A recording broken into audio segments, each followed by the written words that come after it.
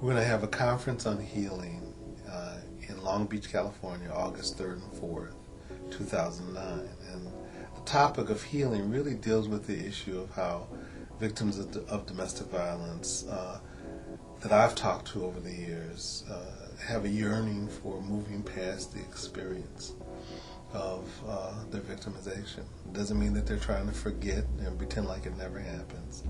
Doesn't mean that they're not touched by the experience forevermore.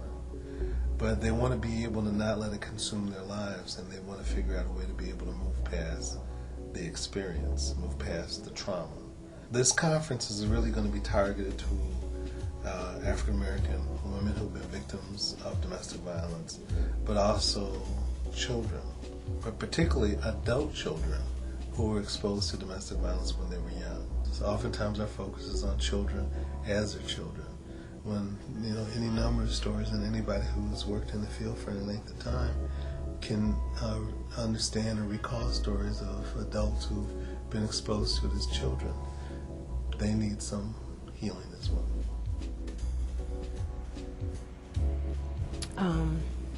At 63 years old, my dad snapped, and he murdered my mother and committed suicide. The consequence of my dad's decision.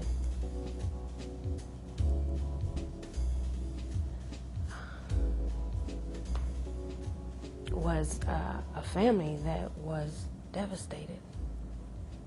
But not just a family, it was a community that was devastated. We think it's an ongoing process, but I think we will find people who are travelers on the same path and have a chance to sort of speak with each other about it, and to maybe be guides for other people who may not have been on the path or are not on the path right now. Not to suggest that there's one path. There are a number of ways that you can find the path to healing. And what we want to find is those elements that make up the guideposts of that journey. The first thing is that it's not like, okay, I'm healed and it's done now and let's just go on. Healing is it's kind of an amazing process of spiritual maturity. Sometimes I'm in a place where I can say, in a very kind of rational, logical way, this is what I'm going to do and that's all there is to it. And there are other days that I have no idea what I'm going to do from moment to moment. I have to step out, as they say, on faith that comes from having gone through this experience and am now able to see the sunrise.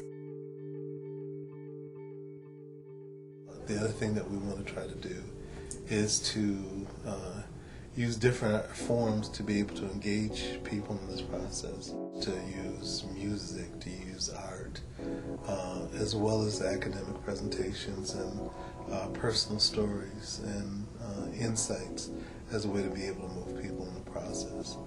Another goal of the conference is to talk to advocates and service providers about how to create an environment and what things they may need to build into their programs to promote healing, but also to maybe even expand who they define as their clients, or the people that they serve, the consumers that they serve. Clearly, not only battered women, but adult children who've been exposed. So this notion of healing is something that we felt like was not attended to as much as it has needed to be. We've heard people talk about victimization and their support around that, or survivorship. But, in my 30 years of doing this work, I've heard people talk about the desire to be able to move to a different place, and what they've said to me is to heal. They've had conversations about having experiences years ago and being in new relationships and new circumstances, but still reacting to different triggers or different situations where they feel the challenges still exist for them. And what we want to do is we want to learn from people who have been tested, but also these people who have testimonies. So that's what we want to try to achieve.